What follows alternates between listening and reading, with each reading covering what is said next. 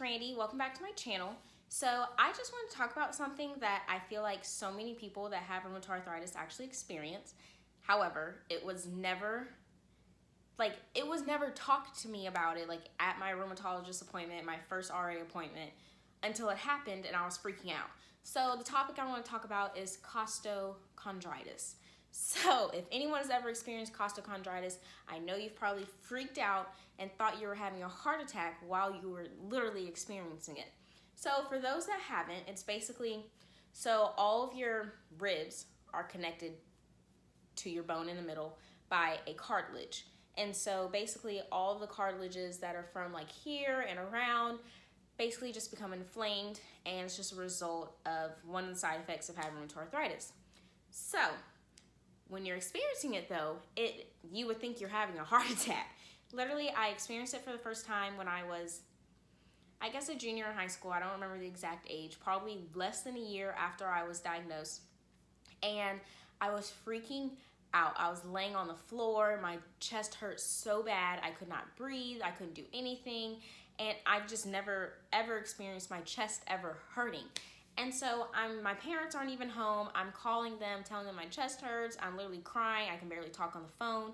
So they both rush home and they're freaking out. They don't know whether should we take her to the hospital, should we not? And I know there's so many people where I've actually seen these stories that have had costochondritis and they went to the hospital, which I would understand, and I totally would have went to the hospital too if I could have driven myself, because you think you're having a heart attack or something serious is going on with your heart. So my mom calls the on-call rheumatologist and is basically explaining like, hey, so this is what's going on, yada, yada, yada. The on-call, so my mom is talking in a panic voice because I'm laying on the ground, bawling my eyes out, but not bawling, because have you ever tried to cry with costochondritis? If you have, then you can't. It's really, you're just kind of sitting there like, because crying hurts, so you're trying not to cry. So my mom is talking to the rheumatologist on the phone, freaking out, and the rheumatologist just goes, oh, it's costochondritis. Just take some prednisone, she'll be okay. My mom literally paused and she was like, when was this ever going to be explained to us that this could happen? So definitely just took some prednisone, went about my business, it went away, and I started to realize that my costochondritis would flare up after a really hard basketball practice. So whenever I'd have a really hard basketball practice, my chest started hurting, then I was like, oh, it's just my costochondritis, it's not a big deal. Everyone else around me was like, whoa, your chest is hurting. I'm like, no, it's okay, it's just my cartilages acting up.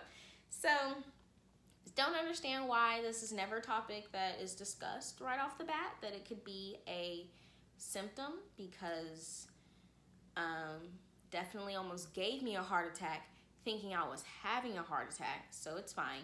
However, made it out okay, and now basically I don't play basketball anymore, but my costochondritis now actually flares up when I'm laying on my back.